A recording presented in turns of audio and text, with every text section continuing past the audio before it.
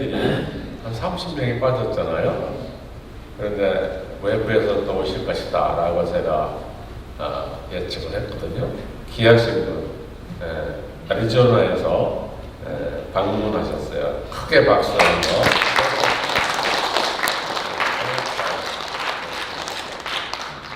썬데이에 이렇게 예배를 드린다는 건 축복이에요. 아멘. God bless you, brothers. 오케이. 자, 오늘 하나님의 말씀을 전하신 박단환 선교사님은 제가 오래전에 알고 있잖아요. 그죠? 그래서 지금 헤이디는 선교를 할 수가 없어요. 그러나 줌으로, 왓썹으로 이렇게 선교를 계속 지금 하고 계세요. 제자들이 굉장히 많거든요. 제자들이 굉장히 많아서 여전히 선교를 하시고 계시다. 아멘? 그러니까 여러분 계속해서 기도해 주세요. 네, 박동환 선교사님, 또 우리 이세환 선교사님 부부 오셨어요. 큰 박수로. 선교하실 때 아멘을 받아봤어요? 네, 목사님. 오셨습니다.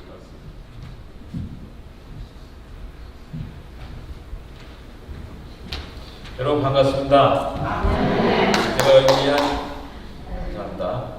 10여 년 전에 한번 왔었고 아마 3년 전쯤에 왔을 것 같아요. 그때 목사님 이제 편찬의 섹션인데 다시 이제 돌아가서 저희 침례교 신문을 보면서 목사님 이제 편찬의 말씀 듣고 기도를 많이 했는데 어제 같이 식사하면서 보니까 침례교의 최장수 담임 목사님 하실 거면 아주 건강하신 것 같아요. 정말 다 나으신 것 같아요. 아멘.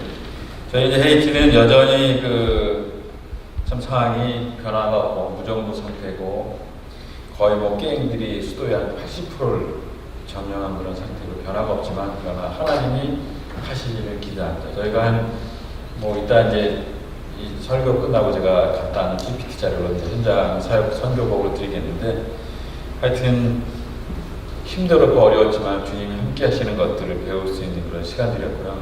주님이 하시는구나 하는 것들에서 지금은 실질적으로 저희가 이제 2023년에 많이 힘들어서 이제 20년 가까이 사역하면서 이게 하나님이 어떻게 인도하실까 막 고민하다가 이제 다시 하나님 말씀으로 이루어져 격려해 주셔서 열심히 하자 그래서 2023년 말에 그런 결정을 하고 저희 이성환 선교사 그동안 눈이 안 좋았는데 1월 달에 제가 가방 2개 들고 한국에 가서 술을 받기 위해서 저희가 이제 미국 신부권 이렇게 영주권 같은 게 없으니까 한국 가서 이제 치료 받으면 가방 2개 막 다 들고 와서 2달만 치료 다 받고 수술 받고 와서 다시 아이스하게 열심히 하자 이제 그런 마음으로 나갔는데 이제 망막 점막 수술하다 보니까 또 망막 박리가 너무 심해서 막 한 달 동안 엎드려 자야 되고 또 그러다 보니까 녹내장 있으면 또 검사하고 또 그런 중간에 대한민국 정부에서는 헤이티가 위험하고 무정부 상태니까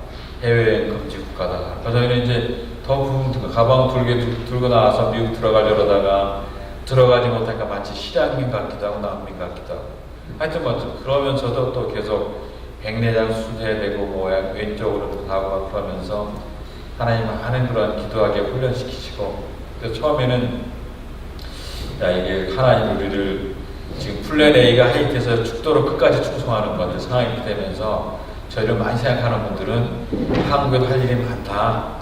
한국이라 또 부모님도 90다 되고 노년이시고 그러시니까 또 어떤 지금 미국에도 정말 그런 난민 사역도 많고 그동안 경험했던 거 가지고 현장을 섬겨라 이제 그런 말도 많아서 그런데 저희가 이제 에스겔서 37장의 그 마른 뼈의 환상을 보면서 이스라엘 백성 회복하고 기도하겠다는 그런 하나님의 말씀을 묵상하면서 저희가 저희 나름대로 헤이티에 대한 환상을 갖게 됐어요. 그러니까 힘들고 어렵지만 저희가 헤이티를 지속적으로 섬기겠다 하는 그런 생각을 지금은 줌으로 현장에서 목사 말씀하셨지만 줌으로 그다음에 왓츠업으로 계속 대화를 하고 비대면에 있는 그런 안타까움이 있지만 곧 열릴 거라는 기대감을 가지고 저희들이 사역하고 있습니다. 그래서 그 기간에 하나님이 저에게 줬던 말씀 중에 저는 로마서를 주로 많이 묵상했었는데 그래서 로마서 말씀을 같이 저희가 나누기를 원합니다. 그래서 하나님의 자녀의 정체성 그런 제목을 같이 말씀을 나누기 원하는데요. 하여튼 소위 말해서 그리스도인의 정체성, 나는 누구인가, 후에마에 하는 그런 질문에 관해서 저희가 어떻게 답변할 것인가. 저희가 사역하면서 한국에서 직장 생활도 막 하고 여러 가지 일들도 하고 또 막 그다음에 선교사로서 목사로 또 그 이전에 교회 장로로 여러 생각들이 그런 생각들이 지나가면서 그런 것들이 다 이렇게 의미가 약해지고 과연 네가 무엇이냐 하나님의 정체성이 분명해지니까 다시 IT 들어가고 싶은 더 사역 열심히 하고 싶은 마음을 하나님께서 주셨던 것 같아요. 저희 어떤 간증적인 설교일 수도 있는데 같이 말씀을 나누겠습니다. 보통 그 로마서의 복음은 이제 로마를 구원하였고 로마서에 나타난 사랑은 로마서를 바꿔놓았다 이렇게 많은 사람이 말하고 있지 않습니까? 그래서 저희 부분은 이 동일한 부분이 바로 이 동일한 복음이 오늘날 위기에 처한 헤이티를 구원하고 헤이티를 바꿀 수 있다고 믿고 기도하고 있습니다. 오늘 말씀을 중심으로 그리스도인의 정체성, 즉 하나님의 사람의 정체성이라는 제목으로 같이 말씀을 나눠보기를 원합니다. 그래서 인간은 보통 우리가 자기가 누구인가 이렇게 인식하는가에 따라서 그 인식한 대로 행동하게 마련인 것입니다. 그래서 이러한 그 자기 정체성은 내가 하는 행동과 내가 내 삶의 태도에 아주 중대한 영향을 미치게 되는 거죠. 바울은 오늘 본문에서 자기 자신을 누구로 인식하고 있습니까? 하는 것이 중요한 질문입니다. 자기 인식을 토대로 우리의 정체성을 발견해야 되는 것입니다. 여러분이 들어봤을 만한 그 예가 중에 하나인데 정신병의 어떤 환자 한 분이 있었어요. 그래서 이 환자가 무단 살출했어요. 그래서 근데 이 환자는 평소에 자기가 남자인데 여성인 것처럼 생각하고 있었던 그런 환자인데 유달리 이 환자는 옷에 관심이 많았던 사람입니다. 그래서 어디로 갔을까 생각하고 고민하다가 아마도 명동에 갔을지 모르겠다 이제 추측하고 가보았더니 아닌 게 아니라 그 패션 가게 앞에서 이 사람이 성거리고 있는 것을 쉽게 찾는다고 합니다. 이처럼 인간은 자기가 누구인가를 인식하는 대로 행동한다는 것입니다. 정신병원의 이 환자는 자기가 남성이었음에도 불구하고 자기가 여성이라는 그런 여성인식을 가지고 있었기 때문에 그런 여성처럼 행동하는 것입니다. 이것을 우리는 자기 정체감 혹은 자기 정체인식이라고 말합니다. 오늘 본문에서는 사도 바울의 유명한 자기 정체인식에 대한 고백이 기록되어 있습니다. 우리 본문의 1절에 보면 예수 그리스도의 종 바울은 사도로 부르심을 받아 하나님의 복음을 위하여 택정함을 입었으니 세 가지 중요한 단어가 나옵니다. 예수 그리스도의 종이라는 단어, 바울은 사도로, 종과 사도로, 그 다음에 택정함을 입었다. 소위 말해서 전령이라는 거죠. 그런 세 가지 단어가 나오는 것을 볼 수가 있습니다. 이 유명한 건 세 가지 비밀을 통해서, 세 가지 단어를 통해서 사도 바울의 어떤 자기 정체성, 자기 인식을 알 수가 있습니다. 그래서 그 1절의 그 고백을 통해서 우리는 하나님의 자녀인 그리스도인 나는 누구인가 하는 것들을 한번 살펴보겠습니다. 첫 번째, 나는 종이다 이렇게 말하고 있습니다. 무엇보다 자신을 예수 그리스도의 종으로 인식하고 있는 것입니다. 종이라는 말을 처음 듣을 때 여러분 어떻습니까? 종이라고 말하면 보통 이제 그런 생각이 들잖아요. 자유를 박탈당한 사람 또는 속박당한 사람의 이미지가 먼저 떠오르게 될 것입니다. 종이라는 단어를 표기할 수 있는 그리스의 히라보의 단어가 몇 가지가 있는데 바울 사도는 그 중에서도 아마 자기의 자유를 완전히 박탈당하고 주인에게 철저하게 예속되었다는 그런 의미를 가진 둘로스라는 단어를 사용했을 것 같습니다. 그래서 예수 그리스도의 둘로스인 나 바울은 이렇게 문장을 볼 수가 있을 것 같습니다. 이렇게 사도 바울은 자기 자신에 대해서 고백하고 있는 것입니다. 우리가 흑인 주인이라고 종이라고 그러면은 주인에게 억압당하고 무시당하고 살아가는 그런 사람을 생각해야 되는데 오늘 바울은 아마 본문에서 종의 이미지를 그런 부정적이고 소극적인 이미지로 사용하고 있다고는 생각되지가 않습니다. 우리 출애굽기 21장 보면 여러분 잘 아시는 것처럼 어떤 내용이 나옵니까? 어떤 종이 주인에서 6년 동안 일을 하고 제7년이 되면 안식년의 주인은 이 종에게 자유를 제공합니다. 그런데 어떤 종이 주인에게서 이렇게 말을 합니다. 주인님, 제가 지난 6년 동안 살다가 주인님하고 무척 정이 들었습니다. 저는 주인님을 존경하고 사랑합니다. 그래서 저는 밖으로 나가서 일하지 않고 자유하지 않고 한평생 주님을 모시며 살겠습니다. 이렇게 말하면 주인은 그 종을 데리고 와서 귀에다가 송곳으로 구멍을 뚫고 이렇게 그 구멍을 뚫는 것이 멋으로 뚫는 것이 아니라 이것은 영원한 종에 대한 그런 규례인 것입니다. 이 표시를 갖게 되면 그날부터 주인은 종을 더 이상의 종으로 취급하지 않고 아주 자기 아들과 똑같이 대우하는 것입니다. 이런 경우에서 우리는 이 종을 사랑의 종, 자유의 종이라고 부를 수가 있을 것입니다. 종은 종인데 자유한 종이기 때문에 그렇습니다. 주인에 대한 사랑 때문에 자기의 자유를 오히려 주인에게 양도해드리고 내어드리고 스스로 자원해서 종이 된 사람이며 그가 종이 된 동기는 바로 그 사랑이었던 것입니다. 바울은 본문에서 종이라는 말을 아마 그런 의미로 사용했을 것입니다. 겨우 한 나라를 지배하는 로마 황제의 종의 문제가 아니라 만왕의 왕이신 예수 그리스도의 종인 나 바울은 이렇게 표현하고 있는 것입니다. 오늘 바울이 가졌던 이러한 동일한 고백을 사랑하는 이들 앞에서 여러분은 고백할 수가 있겠습니까? 두 번째는 나는 사도다 하는 것입니다. 또한 1절에서 보면 바울은 사도로 부르심을 받았다고 고백하고 있습니다.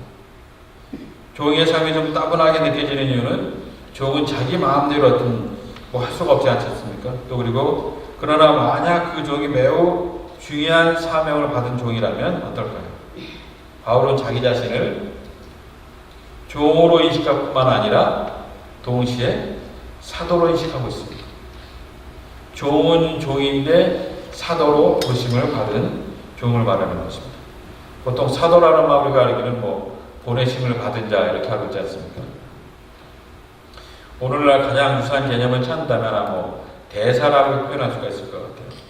한 나라를 대표하는 사람 대사는 그 나라부터 매우 중요한 업무를 받고 파송을 받은 그런 사람 아닙니까? 소위 대통령에게 사령장 받고 아그네만 받고 다른 나라 대사로 가서 그 나라를 대표하는 건데, 그래서 사도의 자격은 반드시 자기를 보내시는 사람이 높으신 분을 만나게 되어 있는 것이 기본입니다. 이것이 바로 사도의 자격인 것입니다.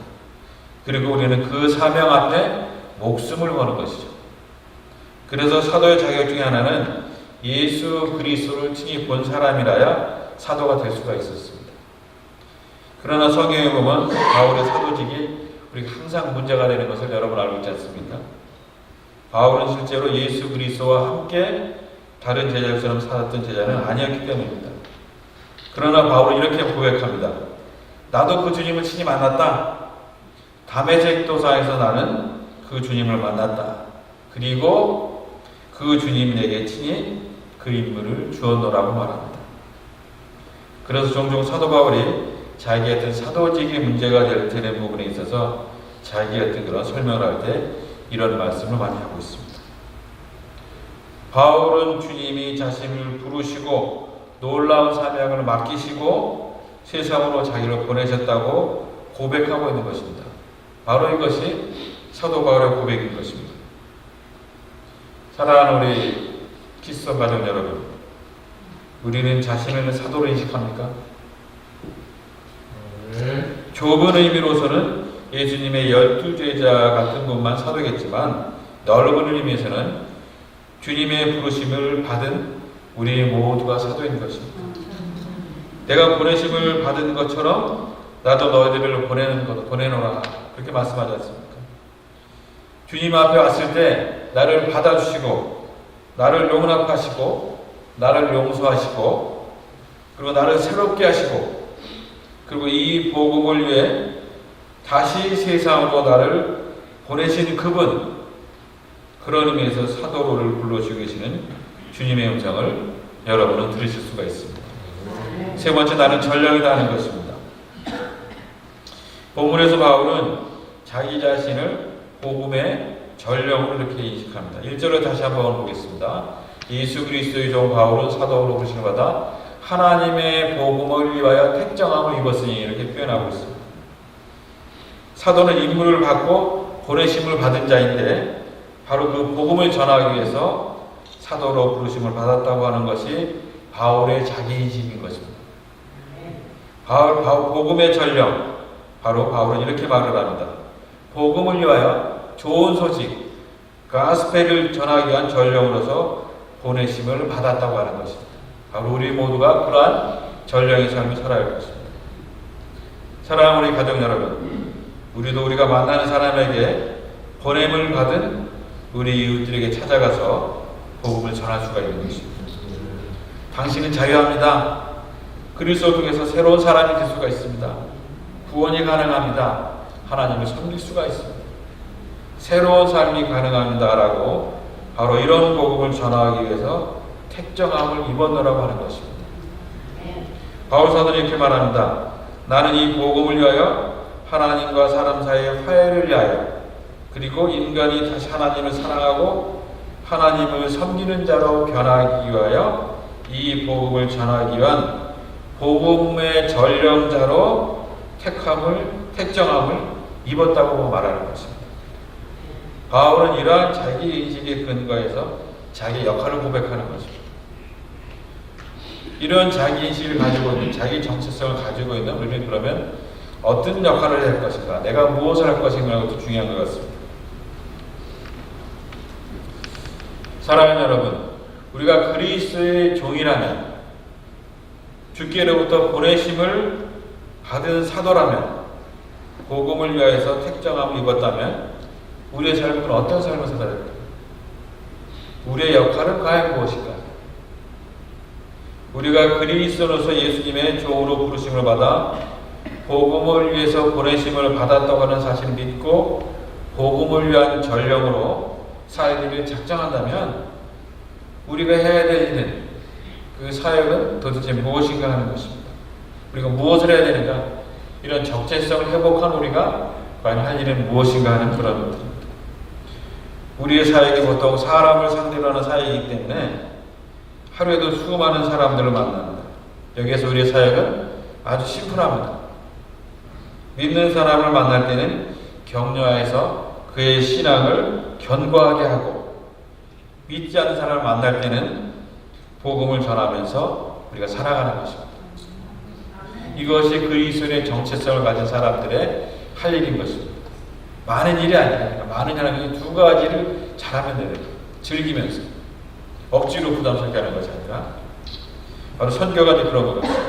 그리고 여러분의 삶도 다 선교적인 삶을 살아가기로 준비된 분들이기 때문에 그러한 삶을 살리라고 믿지만 다시 한번 말씀을 드려보겠습니다. 첫 번째, 믿는 형제들을 만날 때 우리는 어떻게 해야 합니까 하는 것이 오늘 성경에 읽지 않았지만 8절부터 13절에 그 내용이 나와 있습니다. 여러분들은 그 신자를 만날 때 얼마나 그의 신앙이 잘 자라도록 동기부여를 합니까? 여러분 사이에 있어서 그의 신앙이 성장하도록 그의 신앙을 강화하는 역할을 하고 있습니까? 우리를 점검할 필요가 있을 것 같아요. 바울은 이 역할을 감당하기 위해서 어떻게 했습니까? 우리 바울의 편지 중에 아리스다고라는 인물에 대해서 이렇게 표현하는 내용이 나왔습니다. 여러분 아리스다고 들어봤을 것 같아요. 가끔씩 언급해요. 이 아리스다고는 뭐 아주 유명한 사람도 아니고 아주 기적을 행하는 그런 사람도 아니었습니다. 그런데 자세히 살펴보면 이 아리스다고라는 사람은 바울의 3차 전도여행 때부터 로마의 감옥에 구금 때까지 언제나 바울이 어려운 일을 당할 때 항상 말없이 곁에 서주는 사람이라는 것을 알 수가 있습니다. 어려운 때면 항상 바울 곁에 등장하는 그런 사람인 것을 우리가 성경에서 볼 수가 있는데 그 사람이 아리스다고입니다. 사실 저희 부부가 여기까지 20여 년 동안 선교제 사역하면서 여기까지 올 수 있던 것 중에 중요한 이유는 항상 마음이 외롭고 지치고 낙심이 될 때마다 조용히 선교사님, 목사님 기도하고 있습니다.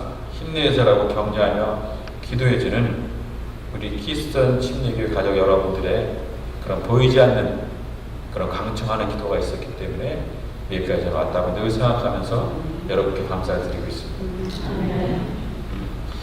여러분 한 분 한 분의 그 귀한 기도가 목소리 크고 적음이나 강약이 아니라 그 진솔한 그 기도가 선교제의 힘든 상황 가운데서 갱들의 위험이 점점 고조되는 그런 현장에서 저의 믿음을 강화시킨 역할을 했다는 것을 말씀드리고 감사를 드립니다. 사랑하는 여러분, 우리가 믿는 사람을 만날 때마다 우리가 할 일은 하나님이 우리에게 주신 것으로 어떻게 저 사람들을 더욱더 강하게 세울 수 있을까, 이렇게 기도하는 것입니다. 그래서 서로 세우라는 그런 말씀을 이루어가는 것입니다. 예수 그리스도의 종으로, 사도로, 전령으로 바울은 믿는 사람을 만날 때마다 그들의 믿음을 견고하게 해주기를 권면하고 있는 것입니다. 이것이 또한 부르심을 받은 저와 여러분의 소원이 되시기를 바랍니다. 두 번째, 믿지 않는 사람을 만날 때 우리는 어떤 역할을 감당해야 하는 것이 로마서 1장 14절부터 11절에 자세히 나와 있습니다. 14절에 바울이 자기 자신을 어떻게 인식하고 있는지를 보겠습니다. 거기 보면 헬라인이나 야만이나 지혜 있는 자나 어리석은 자에게 다 내가 빚진 자라, 이렇게 표현하고 있습니다. 바울은 스스로를 복음의 빚진 자로 인식하고 있는 것입니다. 우리가 보통 선교에 대해서 가질 수 있는 편견 중에 가장 큰 것은 뭐냐면, 강한 나라가, 부자 나라가 가난한 나라를 선교할 수 있다. 강한 자가 약한 자를 선교할 수 있다. 그 다음에 유식한 자, 많이 배운 사람이 못 배운 사람을 선교할 수 있다는 착각인 것입니다. 이것은 일종의 상대적인 제국주의일 수 있습니다.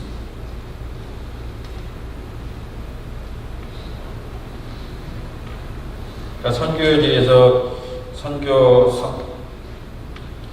현지의 그 젊은 현지인들을 그런 마음으로 섬길 수 있는 것이 참 힘들죠. 그냥 정말 그들을 하나님의 존귀 형상을 바라보면서 겸손하게 섬기는 것입니다.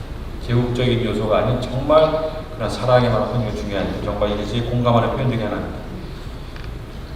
힘이 있다면 그렇게 될 수가 안 있을 것 같아요. 여러분, 로마의 그 자랑과 영광이 힘에 있지 않았습니까?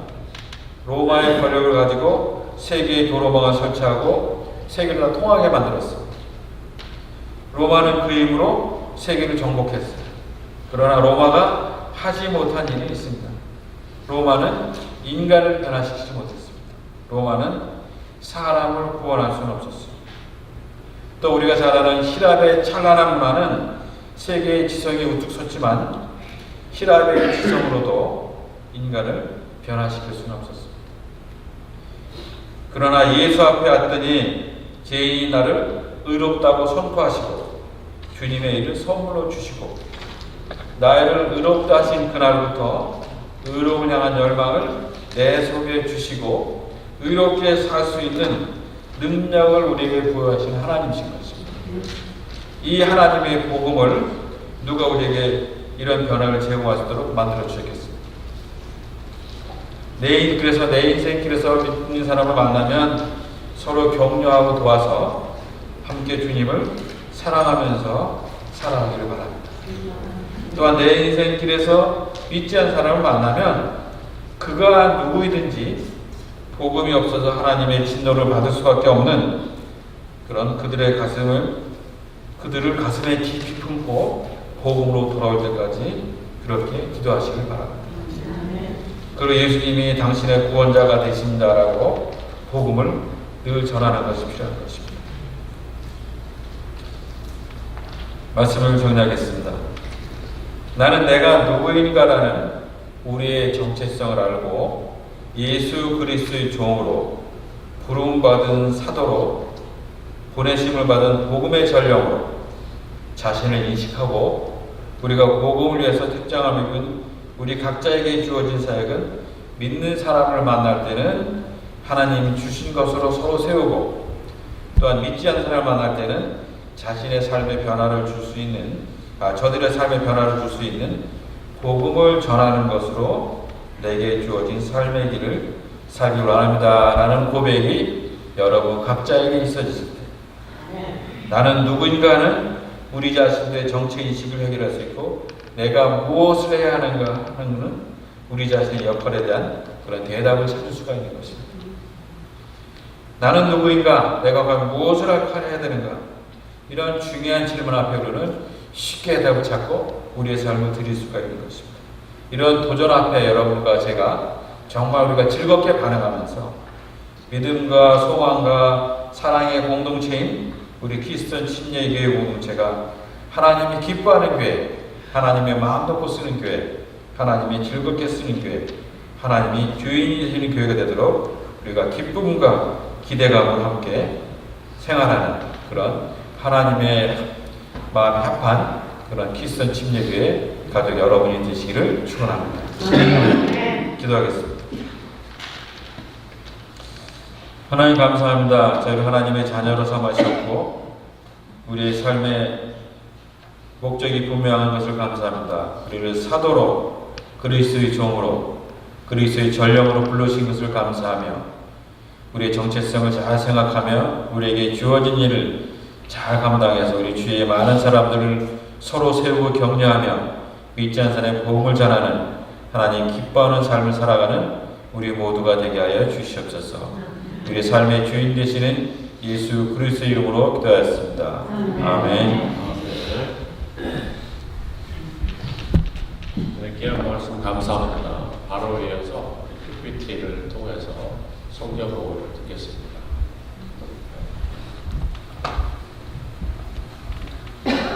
네, 저는 헤이티가 이제 한 20년 가까이 됐는데 그 2006년부터 2007년까지는 도미닉 헤이티 국경 지역에서 헤이티 대학생 중 사역을 했어요. 그래서 정말 아주 즐겁게 재밌게 사역을 했고, 근데 이제 그러면서 제가 2년을 마치고 한국에 제가 선교단체 대표로 있었기 때문에 들어가야 되는데 IT에 있는 그 대학생들 사역이 너무 저한테 마음에 부담이 되는 거예요. 저희 부부에게.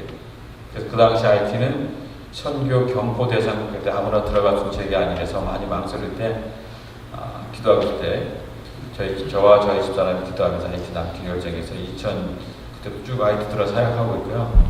그런 가운데 2008년부터 2018년까지는 정말 힘들고 어렵고 부담스러웠지만 즐겁게 감사하게 사역을 했던 것 같아요. 그 중에 2010년에는 지진도 일어나서 그 전까지는 IT가 어딘지 많은 사람이 몰랐지만 그 지진 후에는 이제 IT가 어떤 나라가 알려지게 되면서 많은 지원도 오고 보호도 오면서 사역이 감당이 됐고, 그때 이제 저희는 캠퍼스 중심의 사역에서 일단 여기서 보겠지만 미션 스쿨, 교회 처치 플랜팅, 그다음 신학교, 구호사역, 단지성교 이런 사역들이 하나님께서 이루어주셨습니다.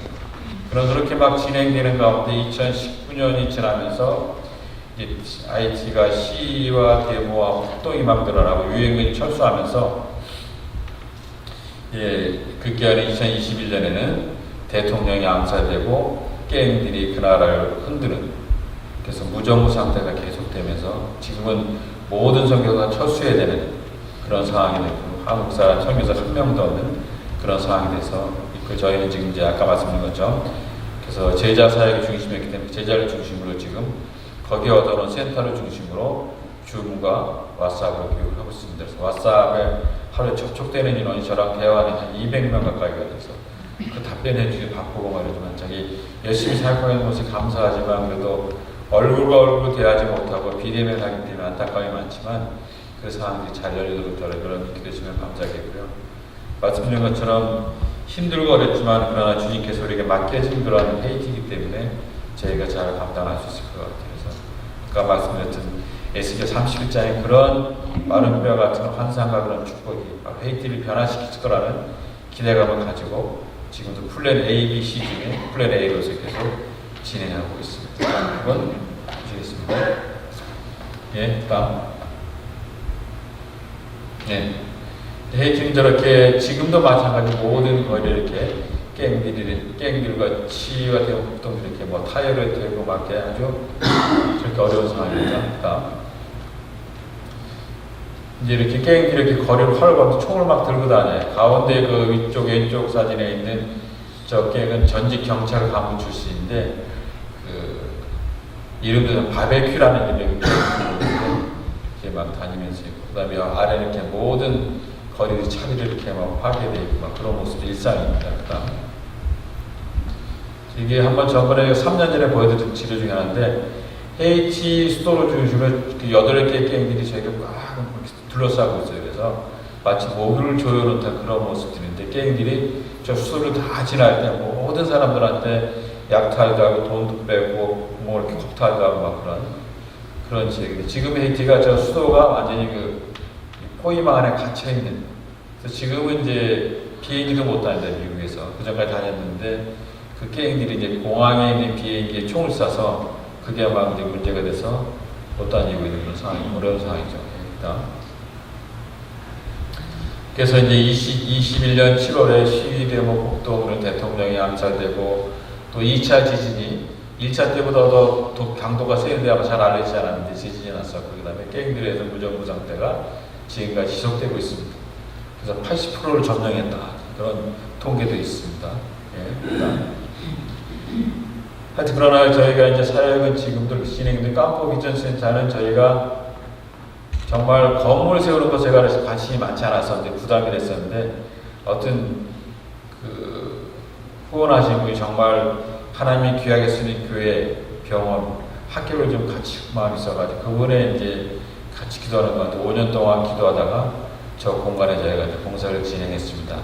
그래서 저 공간에는 여러분이 기선교에서 그 후원하면 우물 2개가 깊이 파는데 그 물은 지금도 이렇게 아주 많은 사람들이 먹고 있는 우물인데 그런 지역인데 저 지역의 뒷산이 게임들의 그 나치 전문 게임들의 주 본거지가 돼서 지금 문을 좀 임시로 닫아놓고 봉사를 80% 진행됐다가 이제 진행이 못되고 있었거든요. 저곳이 저희는 정말 하나님의 사람을 키우는 공간, 모짜리판처럼 하나님의 사람을 키워서 헤이티 전체를 실어나가는 공간, 그런 큰 공간이 기대되고 지금 중단되어 있는 여러분이 저것이 잘 회복될 수 있도록 저것이 잘 회복돼서 잘 이관시키고 나오는 것이 저희 꿈인 것입니다.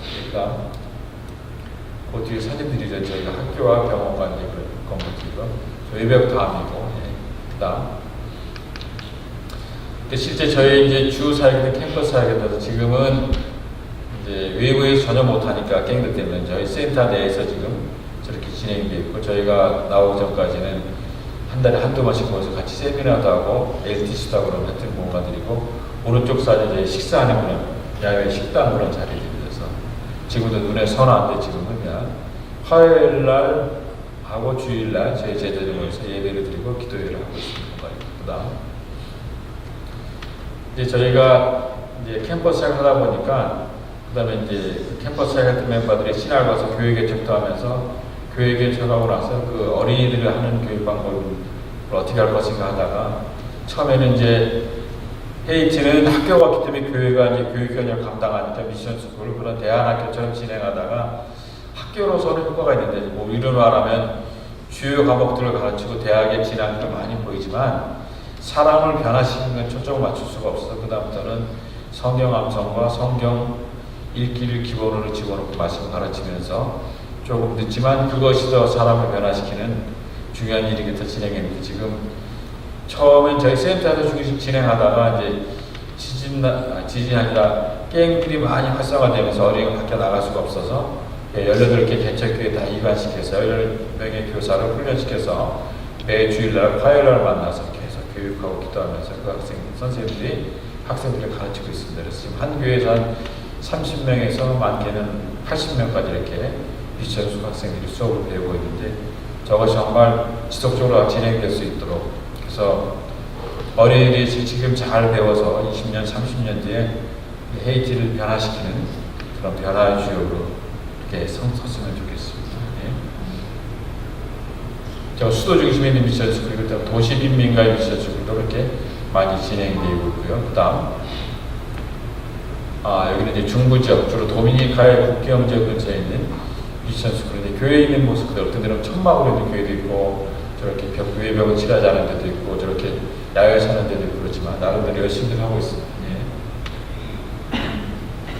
그 다음에 유성신학교는 이제 그 LA에 있는 그 어떤 신학교랑 같이 해서 중남미에서 진행되는 프로그램을 헤이티에 이제 들어와서 헤이티에 그 유명한 신학교랑 같이 위성으로 진행하는 학교인데 한 30년씩 해서 2년 과정으로 2년 동안 수업을 진행해서 2번의 졸업생을 내고 3회 졸업생을 진행하다가 지금은 요 휴교 중에 있는 상태니까.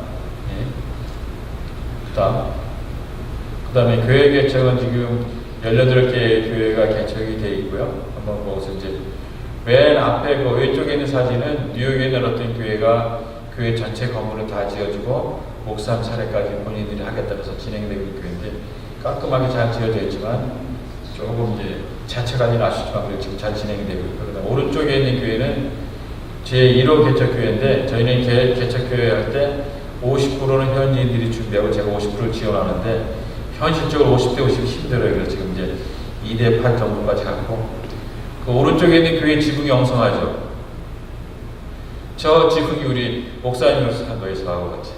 저는 잘 못해 갑자기 오후에 지붕 무서 하시잖아요. 저는 잘 못했어요. 지붕이. 그래서 깔끔하진 않지만 정말 정성이 많이 갖고 저희 1호 개척교회들에서 그 레네 목사가 열심히 하고 지금 그 옆에 조그만 클리닉을 지려고 준비하고 있는 거고, 그다음 아래에 있는 것도 저희가 이제 포로프로스 중심에 있는 교회들의 개척한 교회가 예배드리는 모습들이 다 있다.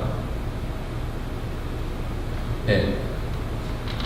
네, 이거는 이제 좀 수도에서 떨어져 있는 그런 교회들인데 그냥 있는 상태에서 예배드리고 있고 지어진 상태에서. 네. 그다음 여기는 이제 남서부대 2차 지진 후에 교회들이 많이 무너졌는데 어떤 건 재건해 준 것도 있고 복구해 준 것도 있고 여러 가지 종류가 있는데 그런 교회의 모습들입니다. 지금 오른쪽 아래에 있는 교회들은 천장이 없는데 그냥 저 상태로 예배를 그냥 저런 봉사하면서 예배를 드리고 있고 막 자기네 추후로 이제 더 이렇게 보완해서 이렇게 지을 계획입니다. 그다음 남부에 이제 산간 지역에 있는 그런 교회들이 이렇게 진행이 되고 있습니다. 그래서 지금 완공이 안 돼도 그냥 서로 약속하고 기준에 따라서 짓고 그 다음들 본인들이 좀 지원하고 저희 상황 좀 도와주고 그런 상황으로 진행하고 있습니다. 그 다음 여기는 빈민가에 있는 그런 개척교회 처음 공사할 때 그런 모습들이 있어서 다 어려울 것 같으면 다 100% 도와주고 싶지만 하여튼 그 사람들의 훈련과 그런 계획 때문에 이렇게 원칙을 지키고 있습니다.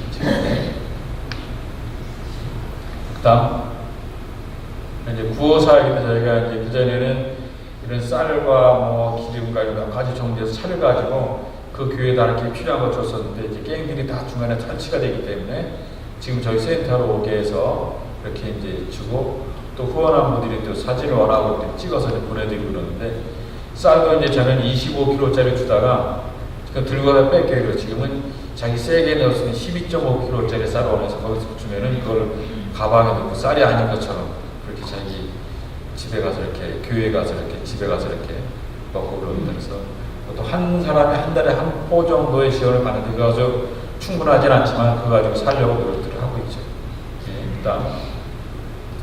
그 다음에 저희가 아까 말씀드린 것처럼 주일 예배 및 겟세마네 기도회 그랬는데 매 주일날 오후 2시에 오후 새벽 6시부터 11시까지는 자기네 자체 예배 드리고 오후 2시에 교회 18개 개척교회 리더들과 임원들이 와서 같이 예배 드리고 우리 모든 스태프이 같이 예배 오후 2시 드리는데 정말 은혜 가운데 드리거든요. 그 다음에 화요일날 또한 오전 5시간 겟세마네 기도를 하는데 이때도 이제 모든 리더가 모여서 저것이 이제 겟세마네 기도회는 지금까지 한 번도 저희가 쉰 적이 없어요. 그래서 뭐 제가 있건 없건 날씨가 덥건 게임기로 같은 최소한 매 드리고 있는 겟세마네 기도회인데 저희 센터에 있는 걸 채플입니다. 저기 아마 목사님 오셨을 때보다 제가 다른 지역을 이사가는 걸 못 봤습니다. 그 다음 그것도 마찬가지 그 예배 마치고 모임 마치고 예배 식사하는 그런 공간들이고요. 예. 그 다음 이제 미션 스쿨 말씀 축제 아까 우리 학생들이 말씀을 암송하고 읽는다 그랬잖아요. 그러니까 그 전에 이제 국영수 우리로 말하면 국영수의 주요 과목을 가르치면서 진행하니까는 지적인 논으로 하지만 신앙적인 성숙이 없어 같이 고민하다가 교사들은 말씀을 이제 암송하기 위해서 맥체인 성경을 읽고 그다음에 그것을 한 1년 하면 신약을 2번, 구약을 1번 읽을 수 있지 않습니까? 그 다음에 성경을 300을 이렇게 암송을 시키고 너무 많은 규정이 많이 듭니다. 저 말씀이 물론 이제 말씀 축제인데 저 상을 받은 상품이 엄청 커요. 걔네들이 생각했던 거 이상으로 제가 줄 수 있는 최대치를 줘요. 교사들 급여보다 더. 왜 그러냐 말씀의 중요성을 인식하기 위해서 저는 말씀을 뭐 3국 때문에 여러 가지 요인을 어린이 오지만 그 어린이의 말씀한 암송이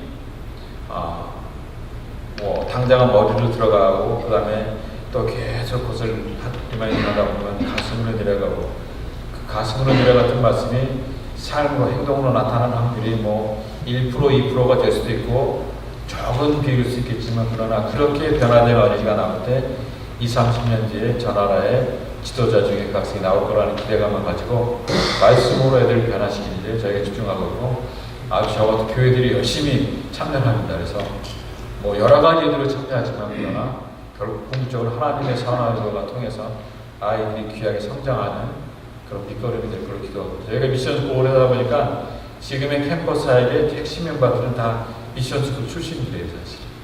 예, 그 다음 예, 이제 마찬가지고요.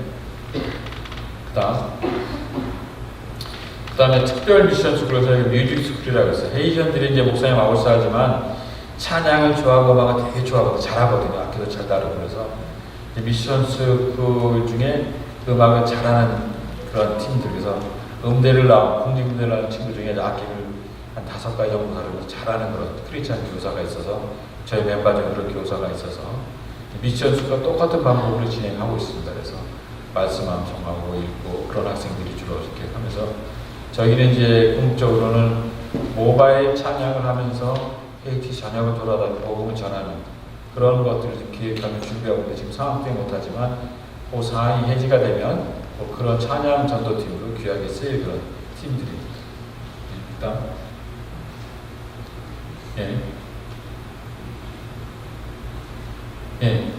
저희가 이제 뭐 단기 선교 같은 사역들 보호의 대상이 참 많지만 여기 사진에 빠졌지만 아직 진행을 하고 있고요. 하여튼 저 사역들이 빠른 시일 내에 비대면에 대면으로 이렇게 사역을 했으면 좋겠습니다. 그래서 뭐 비대면도 제가 은혜가 되고 감사가 넘치고 그러지만 얼굴 대면으로 했으면 좋겠고 저희 이성환 선교사와 제가 기도하면서 로마에서 받았던 은혜를 가지고 마음을 잡았더니 그다음에 다시 또 치료를 한 6개월, 7개월 하면서 야 이것이 한국에서 되나 많은 사람들 조명을 해요. 아까 말한 것처럼 한국의 사역이다 그렇지만 하나님께 주신 그런 말씀들을 다 생각하면서 회의팀이 기대하고 있고 원하고 있고 신앙민처럼 바라보고 있습니다. 그래서 더욱더 잘 진행될수가 기도해 주시면 회의팀이 새해보다 빨리 열릴 거라고 기대합니다. 감사합니다.